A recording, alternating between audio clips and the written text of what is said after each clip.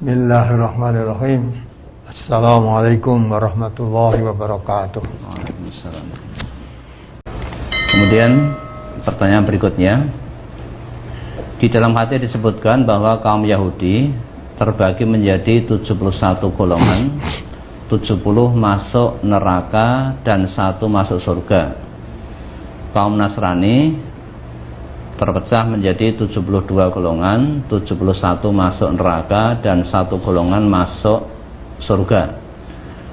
Apakah sama dengan Islam yang terpecah menjadi 73 golongan, hanya 1 golongan yang masuk surga? Mohon tausiahnya. Beda itu. Lebih banyak Islam pecahannya. Nah, tadi 71 atau 72. Lah umat Nabi, umat Islam ini 73 kan lebih banyak. Ya. Lebih banyak pecahannya. Yang masuk surga hanya 1. Nah, 1. Nah, kalau yang kamu misalkan apa sama tentang yang masuk, iya sama 1 aja. Orang Yahudi, orang Nasrani yang masuk surga ya hanya 1. Umat Islam pecahannya makin banyak, tapi juga yang masuk surga hanya 1 aja. Masuk surga 1. Umat Islam 73, yang masuk surga 1 golongan. Jadi yang masuk neraka 72 golongan.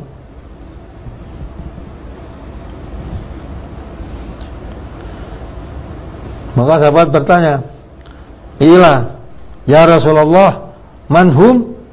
Siapa yang masuk surga itu siapa ya Rasulullah?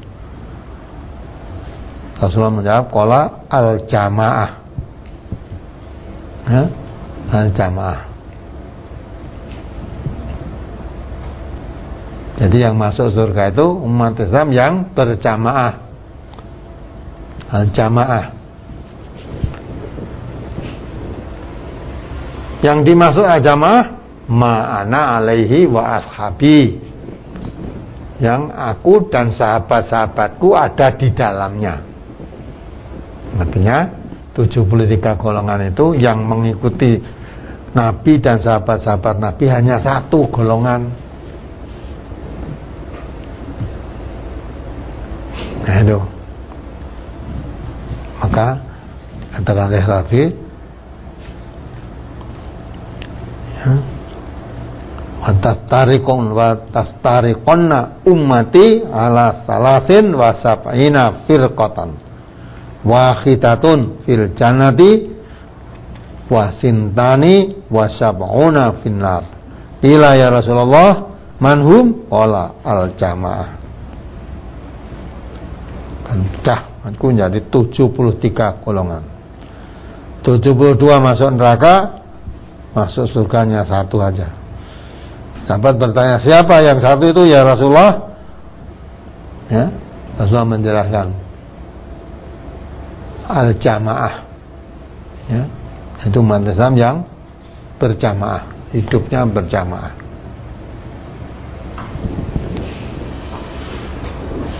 Jamaah yang dimaksud ma'ana alaihi wa ashabi, yang mengikuti sunnahku dan sunnah sahabat-sahabatku. Itu. Apalagi? Masih dari brosur halaman 4 tentang taat kepada pemimpin.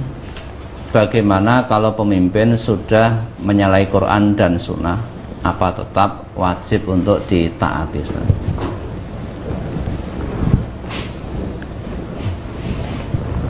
Kalau pemimpin menyalahi Quran dan Sunnah, ya, kamu yang dipimpin wajib menegur, ya, wajib menegur. 3 perkara tidak merasa berkeberatan bagi seorang mukmin. 1, ikhlas beramal hanya karena Allah. Inna sholati wa nusuki wa mahyaya wa mamati lillah. Beramal hanya mengharap ridhonya Allah. Yang kedua, mau menegur pimpinannya bila melihat pimpinannya salah, menyalahi, menegur. Yang ketiga, tetap dalam kebersamaan, tetap dalam jamaah, waluzumul jamaah. Jadi jangan dianggap pimpinan itu mesti selalu benar.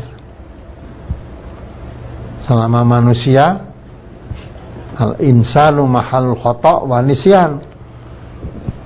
Manusia itu tempat salah dan tempat lupa. Walaupun jadi pimpinan, bisa saja berbuat salah. Nah maka yang dipimpin kalau melihat pimpinannya salah, menegur, meluruskan.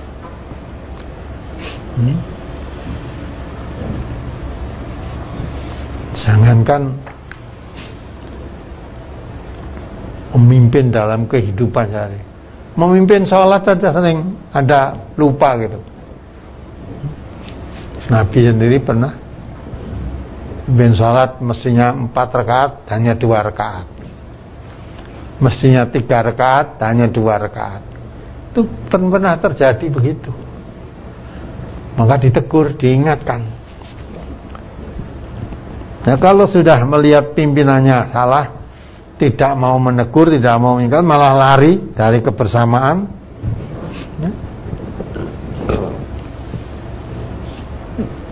ya tidak ada mau mencari pimpinan yang bersih sama sekali dari kesalahan, itu tidak ada. Maka kewajibannya kalau melihat pimpinan salah, ditegur, ingatkan. Kalau ingat, dikuatkan. Dikuatkan. Ya, jadi kok terus karena melihat salah terus ditinggal lari, enggak betul itu. Ya. Justru kalau kamu melihat salah mengenali di mana diingatkan, diluruskan. Nah, maka Allah menghendaki suatu kepemimpinan itu baik, maka diberinya pembantu yang baik.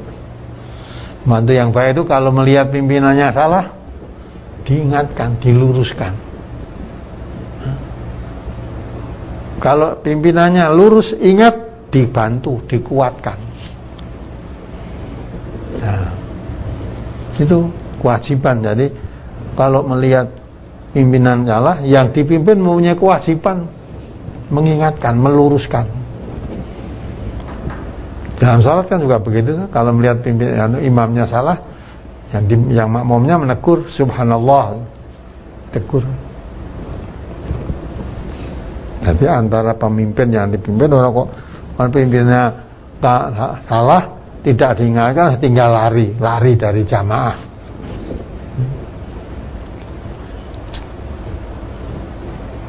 Walaupun pemimpin bisa saja berbuat salah. Maka kalau pemimpin tidak berbuat salah, tidak punya dosa, itu Nabi kan, maksum, dijaga. Kalau manusia biasa, ya salah, maka kewajiban yang dipimpin menegur, meluruskan. Jangan ada pimpinnya salah terus lari dari jamaah. Nah, itu ya. Apalagi? Ya, untuk pertanyaan tertulis dari brosur cukup, Ustaz. Ya. Kemudian ke pertanyaan tertulis pada beberapa minggu yang lalu, tanggal 7 Februari ya 2021.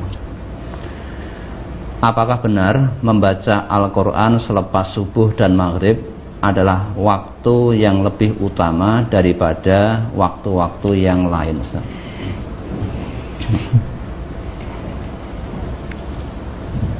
Jadi saya belum tahu itu. Membaca Al-Quran setiap saat boleh dibaca. Ya? Waktu apa saja baik dibaca. Sampai subuh, sampai maghrib, sampai isya. Malah Rasulullah mengatakan, nawiru buyutakum bi qiraatil Quran. Hiasilah rumahmu dengan bacaan Quran. Ini Quran dibaca sewaktu-waktu boleh. Baik itu, malah menghiasi rumah. Jadi rumah tidak dibaca habis maghrib atau habis subuh saja. Setiap saat mau dihiasi. Dihiasi rumah itu dihiasi dengan bacaan Quran. Itu setiap saat baca Quran di rumah itu baik.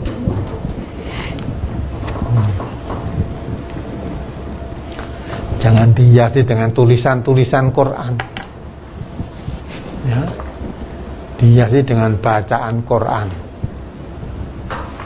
Ya. Umumnya bacaan malah dihiasi dengan tulisan-tulisan Quran saja. Ya, maka Quran tinggal tulisannya saja.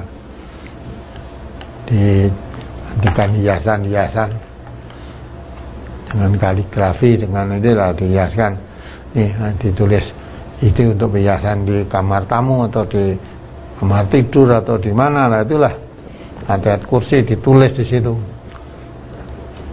Yang disuruh menghias itu hiasi dengan bacaan Quran. Ya, apalagi